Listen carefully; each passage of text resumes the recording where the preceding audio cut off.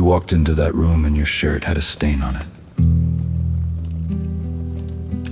You spent the entire night convinced everyone noticed. They didn't. In fact, most people in that room were too busy worrying that you were noticing them. There's a specific flaw in how your brain reads social situations. And once you actually understand it, not just hear about it, but understand it, you'll never spend energy on social anxiety the same way again. Picture this. You're running late to a meeting. You push the door open mid-sentence. Everyone briefly looks up. Your face goes red. You find a seat as quietly as you can. And for the next hour, you're convinced that every person in that room is quietly cataloging you. You replay the entrance twice on the drive home, 3 times in the shower the next morning. But here's what was actually happening in their minds the moment that door opened.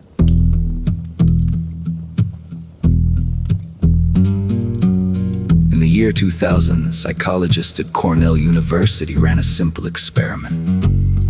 They asked students to wear a t-shirt with Barry Manilow's face on it, deliberately embarrassing, and walk into a room full of other students. Before entering, each person was asked, how many people in that room will notice what you're wearing? On average, they guessed 50%, half the room. The real number was 23%, less than half of what they predicted. The finding has been replicated across dozens of studies, different countries, different ages, different contexts. The conclusion is always the same. You are not the center of anyone else's story. Psychologists call this the spotlight effect, the illusion that we're standing under an invisible spotlight. Your own experience is immediate. When you spill coffee on yourself, it floods your entire awareness. But from outside, that same event is a half-second moment, a brief flicker in someone's peripheral attention. Then they went back to thinking about their own meeting, their own lunch, their own quiet personal catastrophe. The volume of your discomfort has nothing to do with how loud it is to the room. But your brain doesn't know that it treats what you feel as evidence of what they see.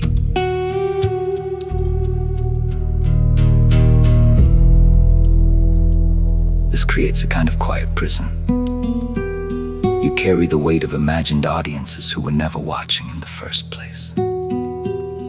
Every mistake you've replayed at 2 a.m, the awkward thing you said, the stumble on the stairs, those exist in your head in high definition. To everyone else, they were background noise forgotten by Tuesday. The philosopher Epictetus wrote that we suffer not from events themselves, but from our judgments about them. The spotlight isn't real, but the suffering it causes is. 3 things. First, when you catch yourself replaying a social moment, ask, would I remember this if it happened to someone else? The answer is almost never yes. Second, understand that everyone is in their own spotlight simultaneously. You were so busy being embarrassed, you probably didn't notice anything about them. They were doing the exact same thing. Third, and this one is uncomfortable, being noticed does not mean being judged. Being judged does not mean being rejected. Those are 3 separate steps, and most people stop at the first one and assume the whole chain. Back to that meeting you walked into late. The people who looked up needed about 1.5 seconds to categorize you as not an emergency and return to their own thoughts. That was it.